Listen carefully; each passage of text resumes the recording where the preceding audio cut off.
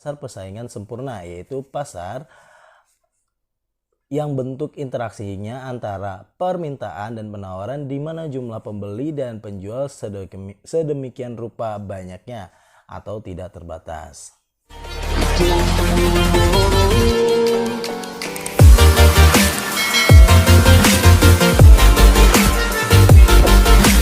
Assalamualaikum warahmatullahi wabarakatuh.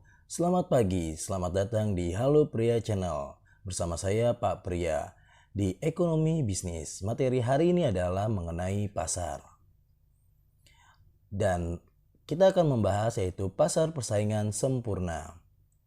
Learning objective. Pada hari ini kita akan menjelaskan pasar, fungsi pasar, struktur pasar, pasar persaingan sempurna, dan ciri pasar persaingan sempurna. Pengertian pasar. Pasar adalah tempat atau sarana bertemunya penjual dan pembeli baik secara langsung maupun tidak langsung untuk melakukan transaksi jual beli. Sebuah pasar dapat terjadi jika terdapat syarat-syarat berikut ini. Yang pertama, adanya penjual dan pembeli. Adanya barang dan jasa yang diperjualbelikan, adanya interaksi antara penjual dan pembeli, adanya media atau tempat untuk interaksi penjual dan pembeli. Fungsi pasar. Fungsi pasar sebagai distribusi mendekatkan jarak antara konsumen dan produsen, pembentukan harga diperoleh kesepakatan harga antara penjual dan pembeli, promosi mengenalkan produk.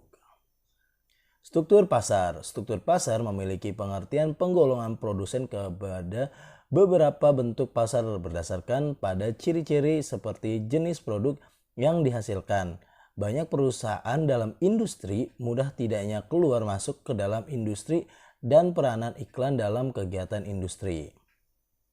Struktur pasar adalah dengan melihat pasar yang berdasarkan pada 1. Ciri barang yang dihasilkan, 2. Banyak tidaknya perusahaan, 3. Mudah tidaknya perusahaan baru menjalankan kegiatan produksi, 4. Besarnya kekuasaan suatu perusahaan di dalam pasar. Nah, hari ini kita akan membahas mengenai pasar persaingan sempurna, yaitu pasar yang bentuk interaksinya antara permintaan dan penawaran di mana jumlah pembeli dan penjual sedemikian rupa banyaknya atau tidak terbatas. Ciri pasar persaingan sempurna. Yang pertama, perusahaan adalah pengambil harga. Setiap perusahaan mudah keluar atau masuk, menghasilkan barang serupa, terdapat banyak perusahaan di pasar, pembeli mempunyai pengetahuan sempurna mengenai pasar. Hubungan antara permintaan pasar dan permintaan perusahaan bisa dilihat seperti ini.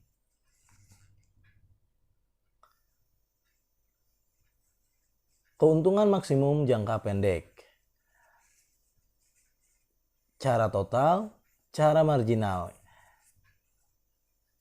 Cara marginal yaitu biaya marginal sama dengan hasil penjualan marginal, atau marginal cost sama dengan marginal revenue, MC sama dengan MR. Kalau cara total, TR dan TC, total revenue dan total cost. Keuntungan maksimum jangka pendek. Suatu pertanyaan penting, apakah akan berproduksi? Berapa besar yang akan diproduksi? Apa untung atau rugi? Perusahaan akan menghadapi untung atau rugi. Kita melihat melalui pendekatan total revenue dan total cost. Kita anggap itu total produk dari 0 sampai 10. Dan total cost kita tetapkan adalah $100. Dan total variabelnya dari 0 sampai 930. Masih ingat cara mencari total cost? Ya, betul. Total fixed cost ditambah total variable cost. Maka hasilnya 100 hingga 1030. Lalu kita lihat di samping kanan atas itu adalah price.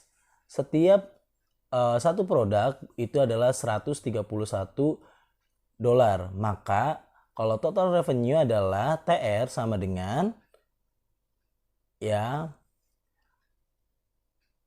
total produk dikali price.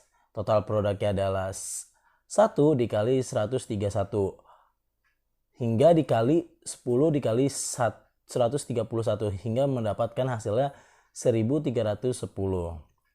Maka perusahaan mendapatkan profit atau keuntungan sebesar cara menghitung profit adalah total revenue dikurang total fixed cost.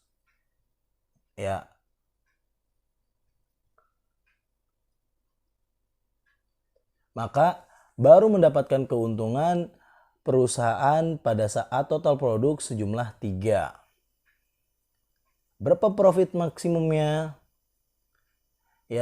Profit maksimumnya di angka ketika perusahaan memproduksi sejumlah 9, yaitu 299. Perusahaan mendapatkan profit sebesar 299 dolar.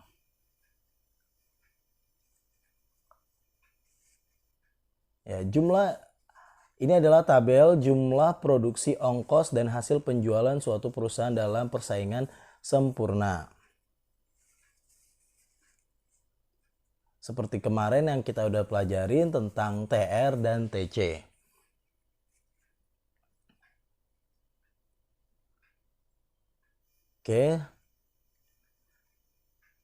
Grafik pemaksimuman keuntungan jangka pendek.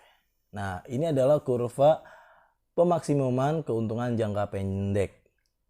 Bisa terlihat bahwa pada saat di angka 90, perusahaan mendapatkan titik kembali modal dan mencapai keuntungannya pada titik 60.